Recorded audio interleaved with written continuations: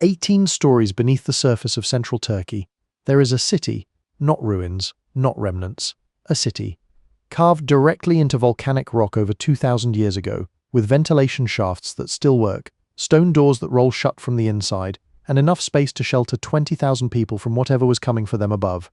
No one knows exactly who built it. No one is entirely sure why. And it was lost for centuries until a man knocked down a wall in his basement and discovered a tunnel that went deeper than anyone expected.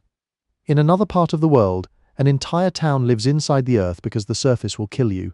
In another, a village hangs off the side of a cliff with no road leading to it. And in another, a town was split in half by a gorge so deep that the people on one side could shout to the people on the other but could not reach them for centuries. These are not individual buildings, these are not houses. These are entire towns built in places that should not support human life, where people have lived for generations, and in most cases are still living right now. These are the 15 most impossible towns on Earth. And by number 1, you will question everything you thought you knew about where humans are capable of surviving. Before we begin, could you live in any of these places? Hold that thought. By the end, your answer will be different.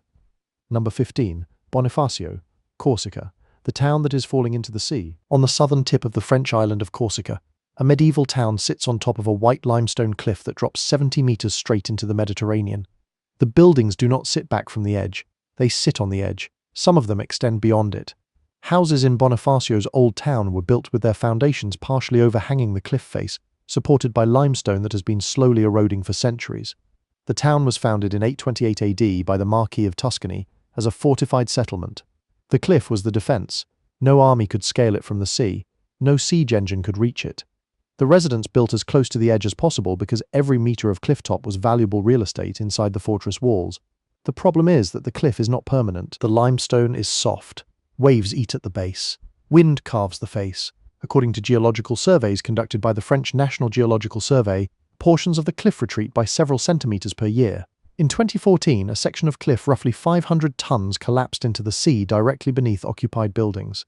The residents were temporarily evacuated. Some buildings were condemned. Then people moved back. Because in Bonifacio, the cliff has been falling for 3,000 years. Way.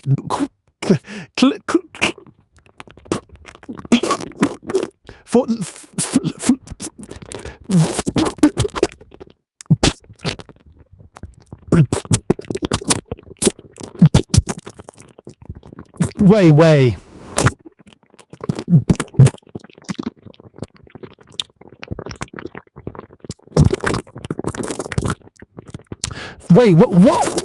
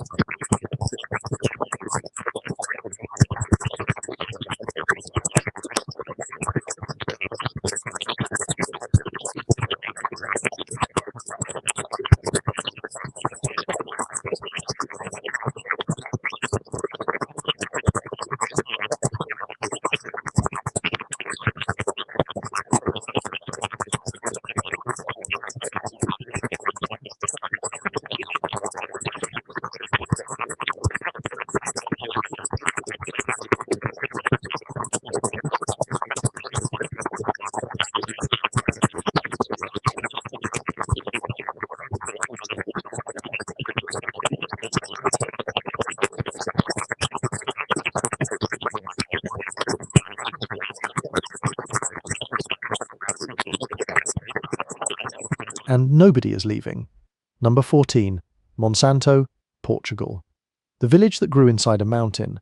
In the eastern highlands of Portugal, 50 kilometers from the Spanish border, there is a village where the houses were not built on the land.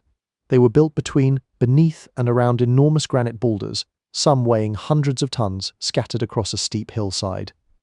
The boulders are not decorative features, they are the architecture. In many homes, a single granite mass forms the entire roof. In others, boulders serve as walls, floors, or both. Some houses were constructed in the narrow gaps between two boulders, using the rock faces on either side as load-bearing walls, and adding only a front door to create a complete dwelling. According to the Portuguese Institute for Architectural Heritage, the oldest structures in Monsanto date to the 12th century, though the site has been inhabited since the Paleolithic period. The village layout was dictated entirely by the placement of the boulders. Streets curve around rocks. Houses are shaped by rocks. The entire settlement conforms to the geology rather than the other way around. The engineering question is not how the houses were built. It is how the builders assessed whether a 300-ton boulder balanced on a hillside above their heads was stable enough to sleep under. They were subject to gravity, erosion, seismic activity, and the same freeze-thaw weathering that separated them from the bedrock in the first place. The residents looked at those boulders and trusted them. They have been right for roughly 800 years so far. A village where the mountain is the architecture, and the roof of your house is a rock that was placed there by geological forces millions of years before anyone decided to live underneath it. Number 13. Ronda, Spain. The town split in half by a gorge. In the mountains of southern Spain, roughly 100 kilometers west of Malaga, a town of 34,000 people is divided in two by a gorge that drops 120 meters to the river below. The two halves of Ronda, the old Moorish town and the newer Spanish district, face each other across a chasm so deep that for centuries, the only way to cross it was to descend all the way to the river and climb back up the other side. The gorge is called El Tajo. The river at the bottom is the Guadalevin, and the bridge that eventually connected the two halves of the town, the Puente Nuevo, took 42 years to build. The first attempt, a single-arch bridge completed in 1735, collapsed after 6 years, killing 50 people. The second attempt, the bridge that stands today, was begun in 1759 and completed in 1793. It rises 98 meters from the floor of the gorge. The architect José Martín de Aldehuela died before seeing it finished. The bridge contains a chamber above the central arch that was originally used as a prison. During the Spanish Civil War, according to historian Ian Gibson, prisoners from both sides were thrown from the bridge into the gorge below. Ernest Hemingway referenced these events in his novel For Whom the Bell Tolls. Today, tourists stand on the Puente Nuevo and look down 120 meters to the river. Restaurants line the cliff edge. Houses perch on the rim of the gorge with their back walls dropping straight down to the rocks below. Children grow up playing in streets that end at a 120-meter vertical drop. A town that was split in half by the earth itself. A bridge that killed 50 people before one stayed standing, and a community that has spent centuries living on both sides of a gap that nature clearly never intended anyone to cross. Number 12. Setenil de las Bodegas, Spain. The town that lives under a rock. In the province of Cadiz in southern Spain, roughly 130 kilometers from Seville, there is a town of 3,000 people where the houses are not built under a roof. They are built under a cliff. The town of Setenil de las Bodegas is constructed along the narrow gorge of the Rio Trejo, and many of its buildings are built directly into the overhanging rock walls of the canyon. The basalt cliff forms the ceiling. The front wall and door are the only constructed elements. The rest of the house, the roof, the back wall, sometimes the side walls, is solid rock. The settlement dates to at least the 12th century, when the Moors first carved dwellings into the canyon walls. The rock overhangs provided natural climate control, staying cool in summer and retaining heat in winter, in a region where surface temperatures regularly exceed 40 degrees Celsius. Walking through the main street of Setenil is a disorienting experience. The road passes beneath the cliff, and the rock ceiling is so close overhead that you can reach up and touch it. Houses line both sides of the street, their roofs made of stone that weighs thousands of tons and has been hanging above the road for millions of years. The residents of Setenil did not build a town and then put a roof over it. They found a roof put there by geology and built a town underneath it. The roof cannot leak, it cannot blow off in a storm, it cannot be damaged by hail. It has been there for longer than the human species has existed. The only question is whether it will stay there, and for the last 800 years, it has. Number 11. Castellfollit de la Roca, Spain. The town on a finger of stone, in the volcanic region of Catalonia, roughly 130 kilometers north of Barcelona. A town of 1,000 people sits on top of a basalt crag that is 1 kilometer long and less than 50 meters wide. The cliff drops 50 meters straight down on both sides to the rivers below. Castelfollit della Rocca is built on a finger of volcanic rock.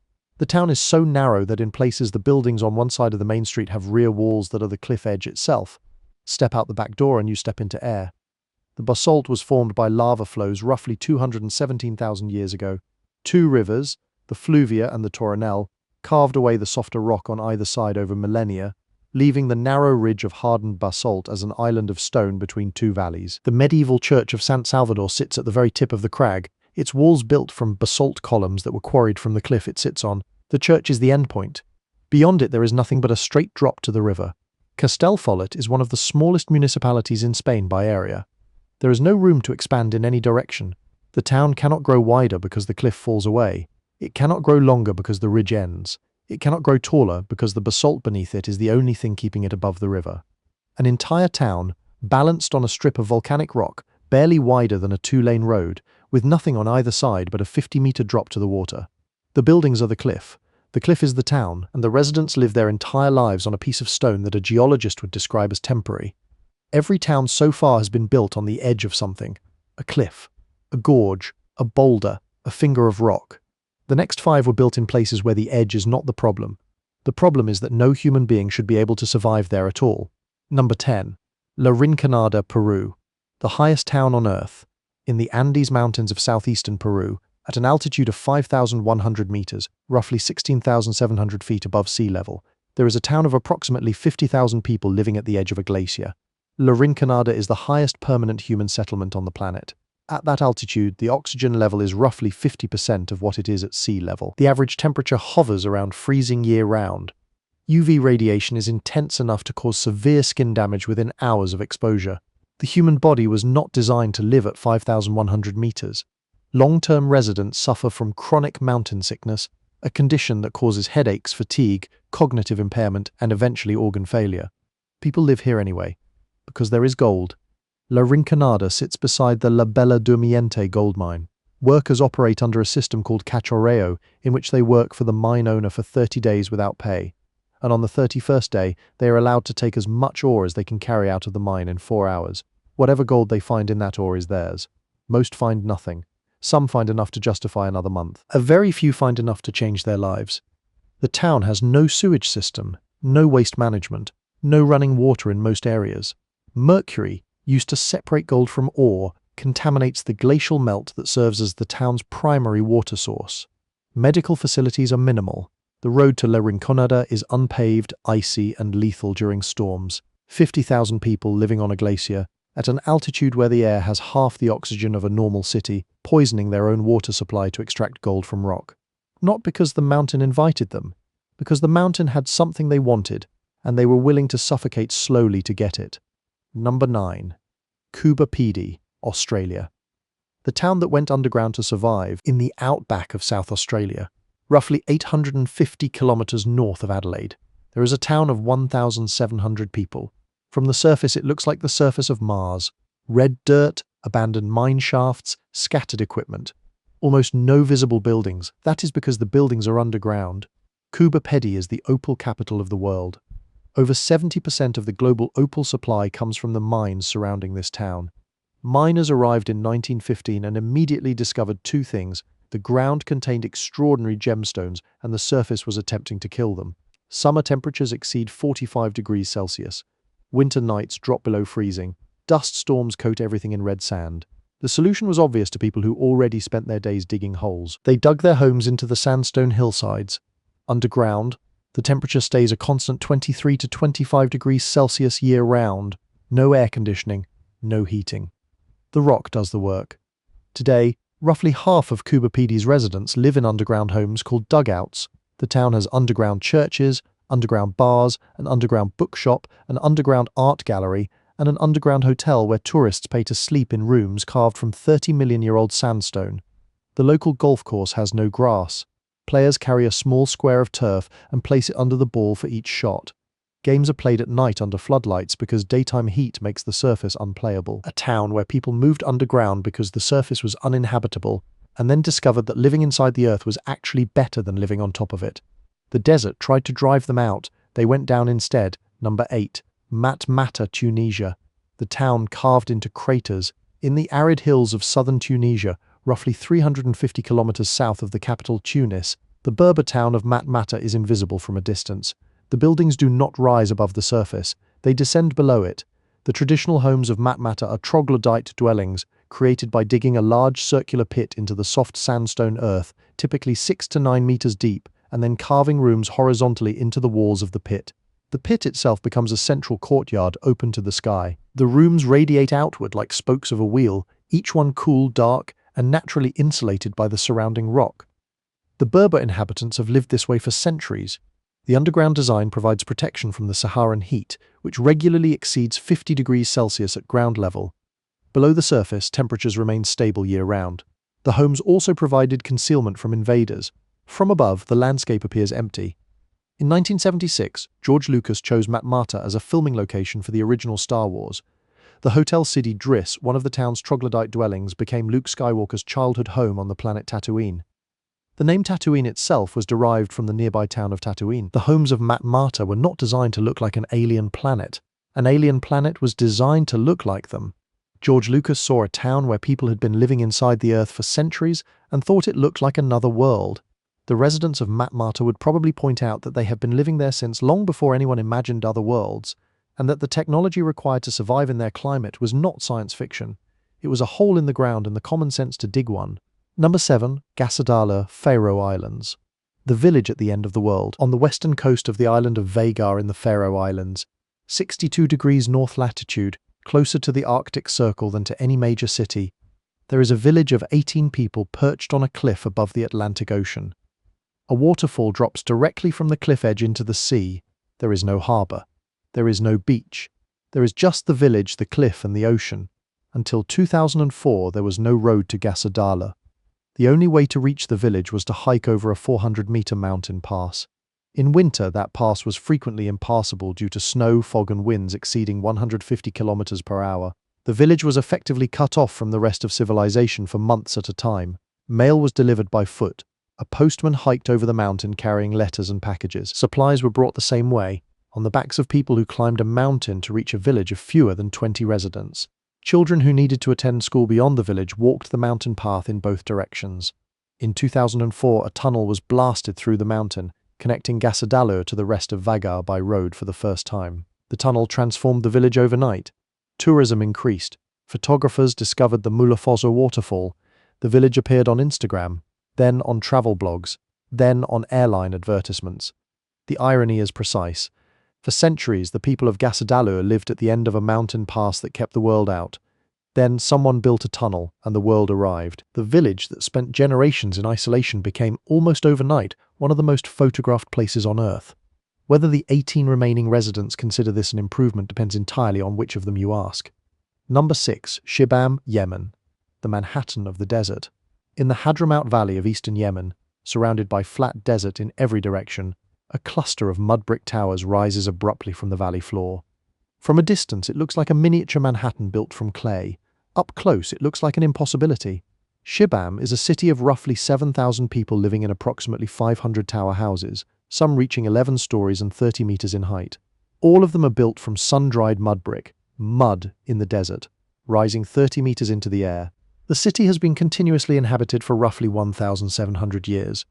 The current towers date primarily from the 16th century. Though the urban layout is much older, UNESCO designated Shibam a World Heritage Site in 1982, calling it one of the oldest and best examples of urban planning based on the principle of vertical construction. The towers were built tall for defense. The narrow streets between them could be blocked and defended by a small number of fighters. The lower floors with thick windowless walls served as storage and animal shelter. The upper floors, with larger windows catching the breeze above the valley heat, were the living quarters. The engineering challenge is this. Mud brick has low compressive strength. 30-meter tower built from mud should collapse under its own weight.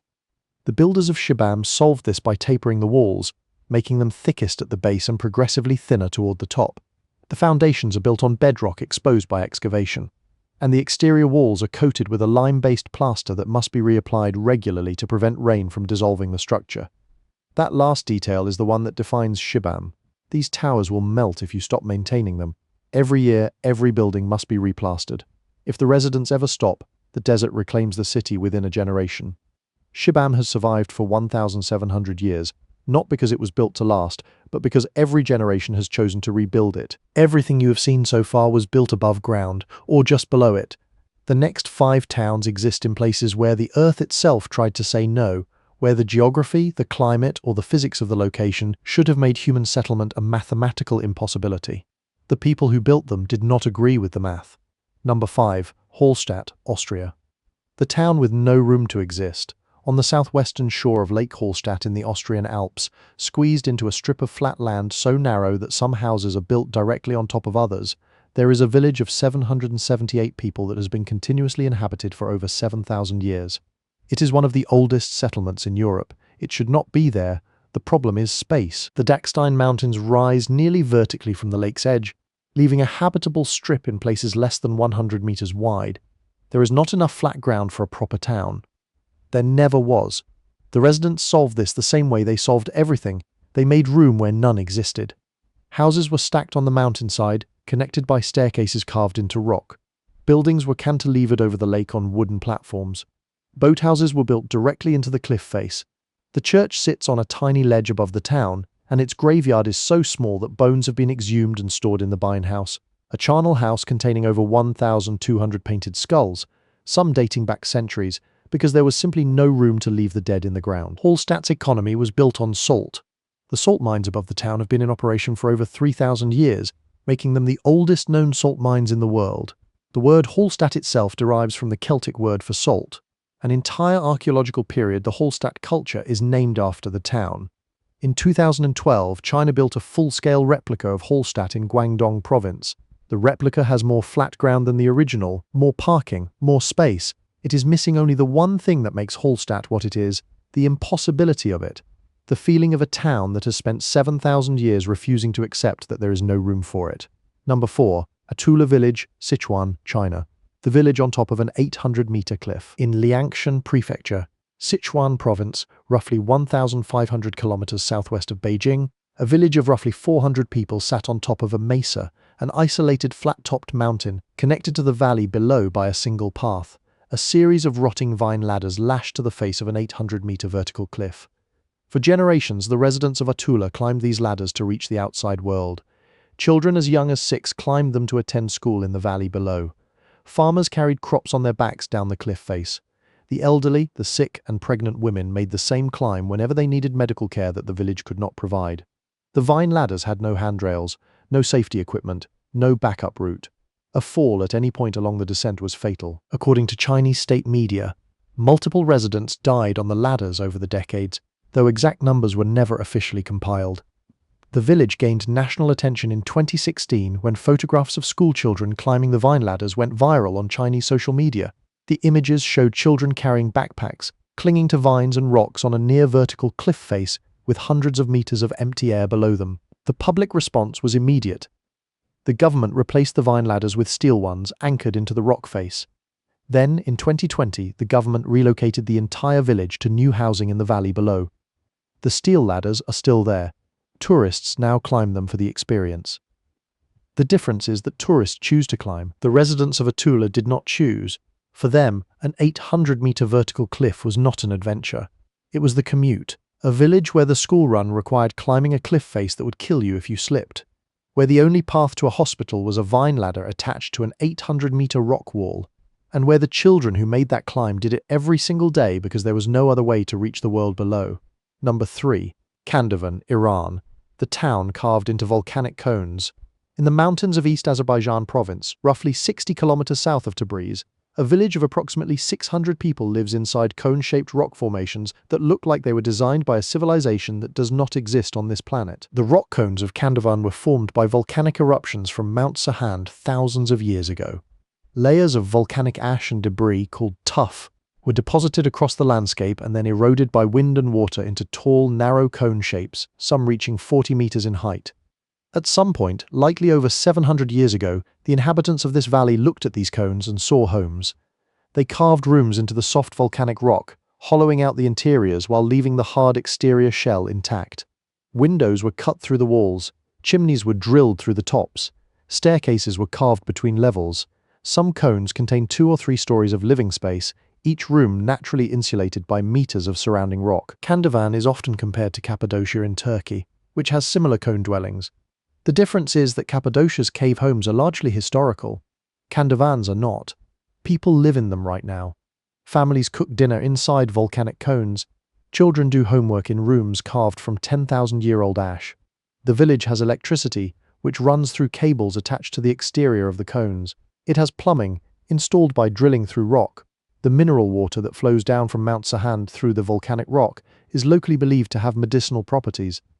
The village has become a health tourism destination, with visitors drinking water that has been filtered through the same volcanic tuff that forms the walls of the houses. A village where the homes are volcanoes, where the walls were formed by eruptions that happened before recorded history, where families live inside the cooling remnants of explosions that reshaped the landscape thousands of years before anyone thought to carve a door into one.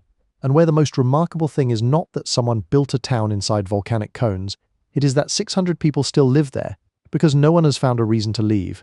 The final 2 towns on this list are in a category of their own. One exists on the surface of the ocean, and one exists 18 stories beneath the surface of the earth. Both should be impossible. Both have been inhabited for centuries, and both answer the same question. What happens when there is nowhere left to build except the places where building should not be possible? Number 2. Ganvi, Benin. The town built on water because land meant death. On Lake Nokue in southern Benin, roughly 18 kilometers north of the economic capital Cotonou, there is a town of approximately 30,000 people. Every building in Ganvi stands on wooden stilts above the surface of the lake. There are no roads, there are no sidewalks, there is no dry ground. Every journey from your front door to the market, from school to home, from one neighbor's house to another, is made by boat. Ganvi was not built on water because the location was convenient. It was built on water because the alternative was slavery, according to oral histories compiled by Beninese historians and confirmed by research published through the University of Abomi Calavi. The Tofinu people founded Ganvi in the 16th or 17th century to escape the Fon warriors of the Dahomey kingdom. The Dahomey were one of the most powerful slave-trading kingdoms in West Africa. They raided neighboring peoples and sold captives to European traders at coastal ports. The Tofinu discovered that the Fon had a religious prohibition against entering water. The lake was, for their pursuers, forbidden ground, so the Tofinu moved onto the lake. They drove wooden stilts into the shallow lake bed, they built platforms, they built houses, they built a town, and the Dahomey warriors, who could see the settlement from the shore, could not reach it. Ganvi has existed on the water ever since, over 400 years. The stilts are replaced as they rot. Houses are rebuilt on the same platforms generation after generation. The economy is based on fishing and a unique form of aquaculture called acadia, where branches are placed in the lake to create artificial habitats for fish. Children learn to paddle a canoe before they learn to walk on solid ground. The market is a floating collection of boats. The school is on stilts. The church is on stilts. Life in Ganvi takes place entirely above water, on platforms built by people whose original reason for being there was survival. A town of 30,000 people. Every one of them living above a lake because 400 years ago their ancestors discovered that the water between them and the shore was the only thing keeping them free. The stilts rot. The platforms are rebuilt, and the town remains exactly where it was placed, on the water where the people who wanted to enslave them could not follow. Number 1. Derinkuyu, Turkey. The city buried 18 stories beneath the earth, in the Cappadocia region of central Turkey, roughly 40 kilometers south of the city of Nevşehir. There is a city beneath the surface that extends 85 meters, roughly 280 feet, straight down into volcanic rock. It has 18 levels. It could shelter an estimated 20,000 people along with their livestock and food supplies. It has ventilation shafts that still function. It has wells that reach the water table. It has stone doors, each weighing roughly 500 kilograms, that can be rolled shut from the inside and cannot be opened from the outside. Derinkuyu is the deepest known underground city in the world, and it was lost for centuries. According to the Turkish Department of Culture, the city was rediscovered in 1963 when a local resident was renovating his home and knocked down a wall in his basement. Behind the wall was a room. Behind the room was a tunnel. Behind the tunnel was an entire city that nobody alive at the time knew existed. The construction of Derinkuyu is attributed to the Phrygians roughly 3,000 years ago, though archaeological evidence suggests the site was expanded and modified by multiple civilizations over the centuries, including early Christians who used the underground city as a refuge during Roman persecution. The volcanic tuff of Cappadocia is soft enough to carve when first exposed to air, but hardens significantly upon prolonged contact with the atmosphere. The builders exploited this property, carving rooms and tunnels from rock that was easy to work and then waiting for it to harden into a durable shell. The same geological property that created the fairy chimneys on the surface made the underground construction possible. The city contains living quarters, kitchens, storage rooms, wine presses, oil presses, stables, churches, schools, and a cruciform chapel on the lowest level. The ventilation system consists of over 50 shafts drilled from the surface to the deepest levels, providing fresh air circulation to every floor. The system still works. The stone doors are the most remarkable defensive feature. Each one was carved from a single piece of rock, shaped like a wheel, and designed to roll across the tunnel entrance on a carved track. A hole in the center of the door was not a handle. It was a spear port, allowing defenders to stab anyone attempting to move the door from the outside. Derinkuyu is connected to another underground city, Keimakli, roughly 9 kilometers away, by a tunnel that has not been fully explored. An entire city, 18 stories deep, carved into rock by hand, equipped with ventilation, water, food production, defense systems, and enough space for 20,000 people. Built by people who feared something on the surface badly enough to carve a civilization beneath it. Then lost entirely, for centuries, until a man knocked down a wall and found it waiting in the dark. The most impossible town on this list is not impossible because of where it was built. It is impossible because someone built a city large enough to hold 20,000 people, and then the entire world forgot it existed. 15 towns. Some built on cliff edges that are slowly collapsing. Some carved into the earth because the surface would kill you. Some placed on water because land meant slavery. And one buried so deep that the civilization that built it disappeared before the city did. Which one could you live in? Which one would you refuse to enter? Tell us in the comments. And here is the question that kept coming back during this research. If people can build towns on glaciers, inside volcanoes, on the surface of lakes, and 18 stories beneath the earth, what exactly is the limit? Where is the line between where humans can live and where they cannot?